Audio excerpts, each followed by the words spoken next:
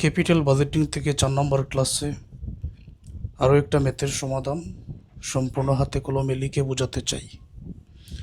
আগের ক্লাসগুলো মনোযোগ দিয়ে দেখে তারপরে এই ক্লাসটা দেখো, আর একেবারে ফুল স্ক্রিন করে তারপরে ক্লাসটা দেখো। A company wants to invest in a project, the initial outlay of which is taka 27,000। একটা কোম্পানি একটা প্রকল্পে বিনিয়োগ করতে চায় যেখানে খরচ হবে 27,000 টাকা। তাহলে 27,000 এটা হচ্ছে এনসিও এর মান। The relevant cash flows of the project is given below. তো প্রাসঙ্গিক যে ক্যাশ ফ্লো এটা নিচে দেওয়া হয়েছে। ইয়ার ক্যাশ ফ্লো 4টা বছরের আছে, 11,000, 10,000, 9,000, 8,000 করে। The firm's cost of capital is 14%। এটার cost of capital 14% calculate. Net present value NPV বাইর করতে হবে, internal rate of return IRR বাইর করতে হবে। মূলত এই ম্যাথের সমাধানটা বোঝাচ্ছি আইআরআর কিংবা ইন্টারনাল রেট অফ রিটার্ন এটা বোঝানোর জন্য। এখন গুরুত্বপূর্ণ একটা আলোচনা আছে। দেখো, সম্পূর্ণ অঙ্কের মধ্যে ট্যাক্স রেটটা কিন্তু দেওয়া নাই, কোথাও ট্যাক্স রেট দেওয়া নাই, কস্ট অফ ক্যাপিটাল আছে। তো যেহেতু ট্যাক্স রেট দেওয়া নাই, এর মানে হচ্ছে যে ট্যাক্সের টাকা অলরেডি বাদ দিয়ে পরবর্তী টাকাগুলো দেওয়া হয়েছে। এটার মানে কি,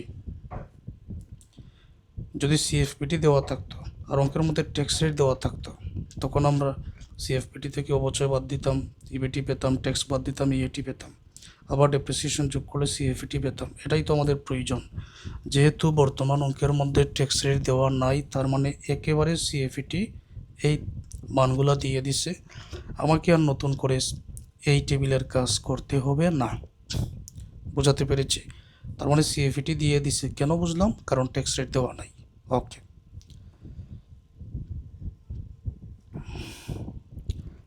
কস্ট অফ ক্যাপিটাল 14% আছে। আচ্ছা, তো নিট প্রেজেন্ট ভ্যালু আর ইন্টারনাল রেট অফ রিটার্ন বাইর করার জন্য, বিশেষ করে ইন্টারনাল রেট অফ রিটার্ন বাইর করার জন্য দুইটা এনপিভি এর প্রয়োজন। দুইটা। প্রথমটা হচ্ছে যেটার মান দেওয়া থাকবে 14%, ওইটার দ্বারা বাইর করতে হবে, আমি বোঝাচ্ছি একটু পরে। আর দ্বিতীয়টা হচ্ছে তোমাকে নিজেকেই ধরে নিতে হবে। এখন কিভাবে ধরবে সেটাও বোঝাবো। আইআরআর এর জন্য দুইটা এনপিভির মান প্রয়োজন, একটা পজিটিভ একটা নেগেটিভ। এখন বোঝো, আমি টেবিলটা এখানে অঙ্কন করে নিলাম। এনপিভি বাইর করার জন্য আমার সিএফিটির যে মান অঙ্কের মধ্যে দেওয়া আছে সেটাই। ক্লাসটা একেবারে ফুল স্ক্রিন করো, দেখতে যাতে অসুবিধা না হয়। ফুল স্ক্রিন করে দেখতে অসুবিধা হবে না। আর 14% যে ফ্যাক্টর এখানে দেওয়া আছে, ওইটার ফ্যাক্টরটা আমি এখানে বসাবো। তারপর সিএফিটি আর ফ্যাক্টর গুণ করে পিবি এর মান আমি এখানে পাবো। এখন আইআরআর বাইর করার জন্য দুইটা এনপিভি প্রয়োজন। আরেকটা ফ্যাক্টর 20% আমি কেন ধরলাম, কোন হিসাবের মাধ্যমে ধরলাম সেটাও বলবো। আর এই ফ্যাক্টরের পিবিটাও এখানে বসাবো। এখন এক এক করে মানটা বসাচ্ছি। এখানে বছর 1 নম্বর বছরে 11,000, 2 নম্বর বছরে 10,000, 3 নম্বর বছরে 9,000, 4 নম্বর বছরে 8,000। ওকে, এক এক করে মানটা বসিয়ে দিই। 1, 2, 3, 4। 1 নম্বর বছরে 11,000, এগুলো বেশি সময় লাগবে না। 10,000, 9,000, 8,000। এখন 14%-এর ফ্যাক্টর তোমাদের কি মনে আছে? নাম্বার 1 ক্লাসে আমি যে ফ্যাক্টরের সূত্রটা বসিয়ে দিয়েছিলাম, এরকম ছিল 1/1 প্লাস আর এর মান কিন্তু এখন 14%, মানে 14%কে 100 দ্বারা ভাগ করলে 0.14 হবে। 1 নম্বর বছরের জন্য এখানে পাওয়ার 1 বসাবো। ঠিক আছে, এখন যদি ক্যালকুলেটারে এটার ফ্যাক্টর বাইর করি, দেখবো এই মানটা বের হয়েছে 0.8, তারপরে 772, এটা বের হয়েছে। দেখবো ক্যালকুলেটারে।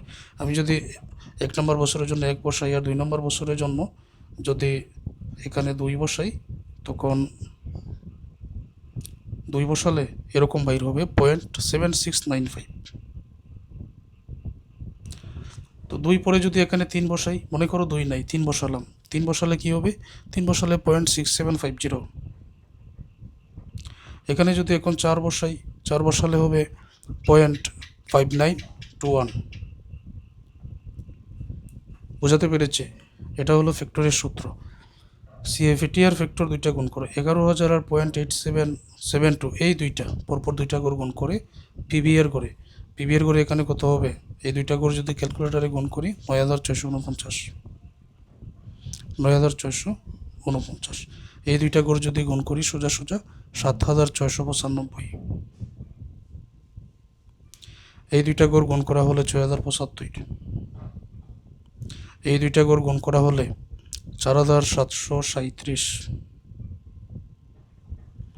টোটাল যোগ করে নিব, টোটাল যোগ করলে এখানে আমরা পাবো টোটাল প্রেজেন্ট ভ্যালু, এটা যদি যোগ করে নেই 28,156।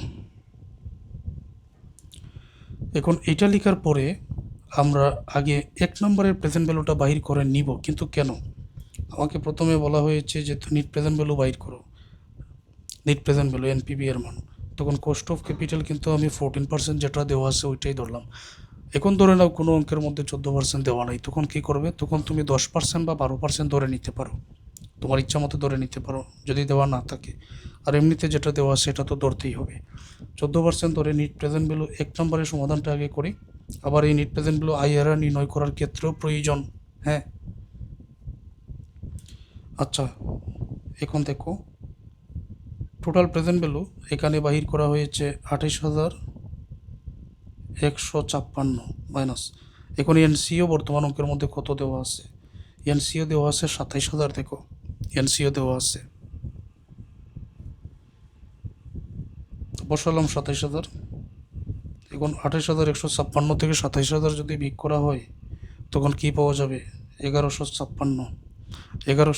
এটা কিন্তু প্লাসের মান বের হয়েছে, পজিটিভ বের হয়েছে, পজিটিভ যদি প্রথমে বের হয়, প্রথমটায় যেটা অঙ্কের মধ্যে দেওয়া থাকবে এটাই যদি পজিটিভ বের হয়, প্লাসের মান বের হয়, ডিসকাউন্ট রেট বা কস্ট অফ ক্যাপিটাল বাড়াতে হবে।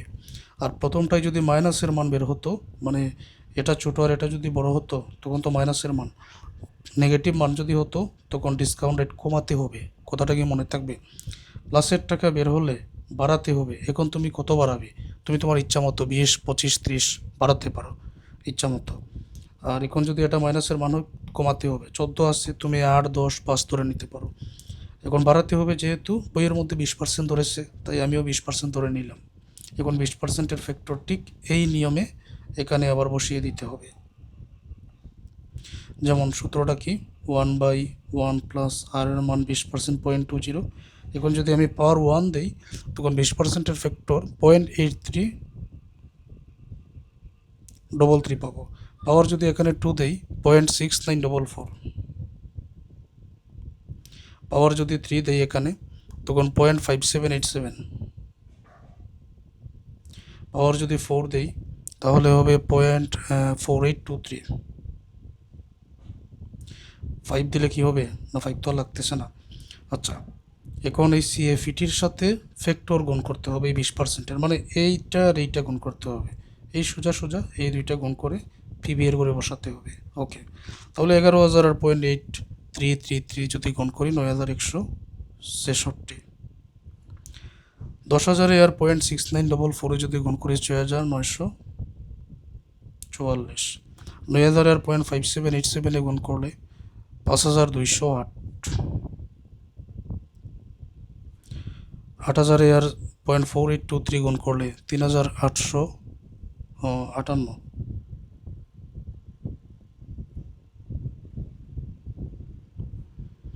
তখন টোটাল প্রেজেন্ট ভ্যালু টিপিবি এটা যদি যোগ করা হয় 25,176 হবে, মানটা এখন এখানে বসাও। টোটাল প্রেজেন্ট ভ্যালু 20%-এর এনপিবি এর 20%, এনপিবি 14%-এর 1156, আর এনপিবি 20%-এর টোটাল প্রেজেন্ট ভ্যালু এই যে 25,176 পেয়েছি,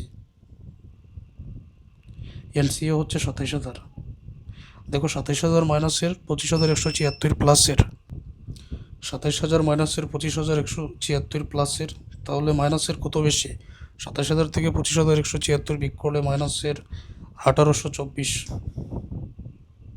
এটা বেশি। আচ্ছা এখন আইআরআর এর যে সূত্রটা এ প্লাস সি ভাগ সি মাইনাস টি ইন্টু বি মাইনাস এ, এ হচ্ছে লোয়ার ডিসকাউন্ট রেট, নিম্ন বাট্টার হার, যেটা বর্তমান অঙ্কের মধ্যে 14 আছে, বি হচ্ছে হাইয়ার ডিসকাউন্ট রেট, উচ্চ বাট্টার হার, বর্তমান অঙ্কের মধ্যে 20 ধরেছিলাম। আর সি হচ্ছে এনপিভি অফ এলডিআর, মানে লোয়ার ডিসকাউন্ট রেটের যে এনপিভি সেটা। ডি হচ্ছে NPV of STR, higher discount রেটের এনপিভি। হ্যাঁ, তো এটা বসাই থেকো। বর্তমান অঙ্কের মধ্যে 14% এটা হচ্ছে এর মান, লোয়ার ডিসকাউন্ট রেট, ঠিক আছে। 20% এটা হচ্ছে বির মান, হাইয়ার ডিসকাউন্ট রেট। এখন 14%-এর এনপিভি 1156, এটা হলো সির মান, ঠিক আছে, NPV of lower discount rate. আর হাইয়ার ডিসকাউন্ট রেট 20%, এটা হলো ডির মান, NPV of higher discount rate, মাইনাসের 1824। এই মানগুলোই এখানে আগে আমি বসিয়ে দিচ্ছি। তো এখানে এর মান হচ্ছে কত হবে, 14%। ওকে, বির মান হবে সর্বোচ্চ কত ছিল, 20% ছিল বর্তমান অঙ্কে। সির মান পেয়েছি পজিটিভ, যেটা 1156। আর ডির মান মাইনাসের পেয়েছি 1824। এখন আর কি এখানে মানটা বসিয়ে দাও। এর মান হচ্ছে 14% প্লাস সি এর মান হচ্ছে 1156, পরে নিচে 1156 মাইনাস, পরে ডি এর মান মাইনাসের 1824 ইন্টু বি এর মান 20% মাইনাস 14%, এটা বসানো হলো। আচ্ছা, এখানে 14% প্লাস 1156 মাইনাসে মাইনাসে হয়ে যাবে প্লাস 1824 ইন্টু 20 থেকে 14 যদি বিক করা হয় এখানে হবে 6%। 14% প্লাস 1156 আর 1824 যদি যোগ করা হয় তাহলে 2980 ইন্টু 6%। 14% প্লাস এই, এখন নিয়মটা কি, নিয়ম হচ্ছে 1156কে 2980 দ্বারা ভাগ করো, ভাগ করে যত হবে অত এর 6% বাইর করো, তখন দেখবে যে 2.33% এখানে চলে আসছে। 2.33% আর এই 14 যোগ করা হলে 16.33%। এটাই IRR, internal rate of return. আশা করছি সকল শিক্ষার্থীরা বুঝতে পেরেছেন।